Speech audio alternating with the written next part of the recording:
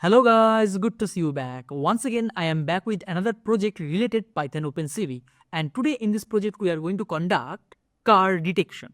So let me show you the demonstration. As you can see in this program, it detects all the cars from this footage. It detects upcoming cars, ongoing cars, every cars. So we are going to create this car detection program in this tutorial. So let's jump into the Visual Studio Code. Before we start our coding, let me introduce you something. This project is part of my Mastering Python OpenCV course on Udemy, and as you can see, it is the new, fresh and bestseller course on Udemy. Till today, it comes with 11.5 hour plus content on it, and it comes with multiple real-world projects. So if you are interested to learn Python OpenCV from the very beginning, I will provide the link in my description.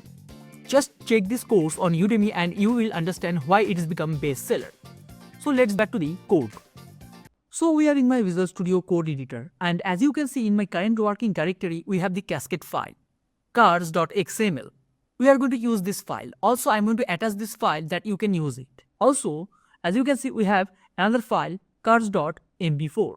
If I open this file, here we can see multiple cars on a street. Here we need to track all the cars from this footage. So let's jump into the main.py file and start coding. So at first we need to import the module. So I'm going to type import and our module name is cv2. Then and next I'm going to declare a variable called cascade. Cascade equal to, here I'm going to save the file path of this cascade file. So I'm going to type cars.xml. Also, I'm going to create another variable which is going to store this video footage. So I'm going to type video equal to, inside the single quotes, I'm going to type cars.mp4. Now, to read this video from this variable, here we need to use video capture method. So I'm going to declare a variable cap equal to cv2.video capture. This one.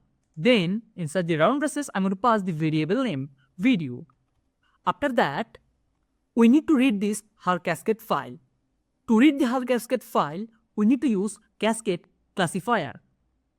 So here I'm going to declare another variable called car_cascade equal to, I'm going to use a method called cv2.cascade classifier.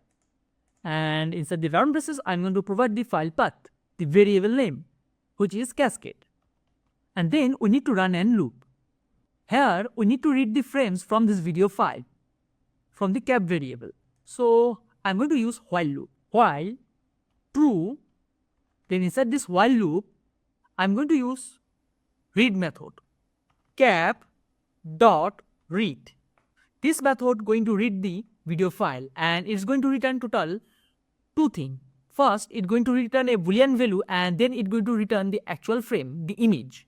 So we need to store this boolean value in a variable. For the boolean value, here I'm going to type success, and for the image, I'm going to use image equal to cap.read method. After read the video file, we need to convert the frames. We need to convert this image frame into grayscale image. For that, we need to use CVT color method. So here I'm going to declare another variable gray equal to cv2.cvt color. Then inside the round braces, at first we need to pass the image source. As a source, I'm going to pass image variable, image. And we need to use the color method. Which color method we are going to follow? Which is cv2.color_bgr to gray. And I'm not going to explain this step in details because we already learned this step in our previous tutorials. We learned it in our face detection, we learned it gun detection. Now we are going to following the same technique to create car detection. Just here we need to take the cascade file. And now we need to detect the cars in different sizes. For that, we need to use a function called detect multiscale. So here I'm going to declare another variable cars equal to car cascade dot, I'm going to run detect multiscale. Then inside the round braces, as an image, I'm going to pass grayscale image, gray. Then we need to provide the scale factor value, and here I'm going to pass 1.1. And next we need to pass minimum neighborhood, which is 1. After get the cars using detect multiscale function, we need to draw rectangles. We need to draw rectangles around it. For that, I'm going to use for loop.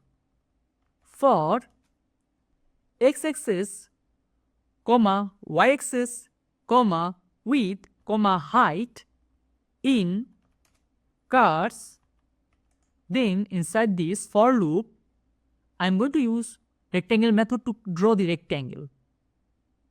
cv2.rectangle. To draw the rectangle, first we need to pass the source image in which image I want to draw the rectangle, which is image. Then we need to assign the first point. I want to say top left corner value. For that, inside the round braces, I'm going to pass x-axis, y-axis. And now we need to calculate bottom right corner value, and we know the process, how we can calculate it. At first, we need to addition with x-axis plus width. Then we need to addition with y-axis plus height. It's going to return the bottom right corner value. After that, we need to define a color for the rectangle. And for color, I'm going to use 0, 0, and I want red color.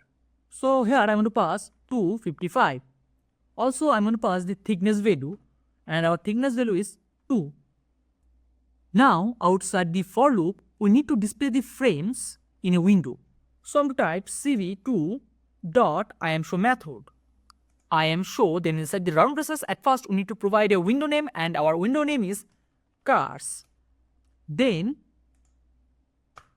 we need to pass the variable, the image variable, which is image. After that, here I'm going to run wait key method to close the program. So I'm type if cv2.waitKey, inside the round braces I'm going to wait for 33 milliseconds, and equal to here I'm going to use SI code 27, which is for escape button. Then inside the if condition, I want to break the loop, break. Also, outside the while loop, we need to destroy all the windows. So I'm to type cv2.destroy all the windows, and I'm going to set this file. Also, we need to provide the round braces, and I'm going to set this file. So our program is ready. Let's run the code in my terminal and see is it work properly or not. After run this code in my terminal, as you can see, it detect the car successfully. You can notice it. It detect all the car successfully. So our program is worked fine. I hope you enjoy this project. Thank you.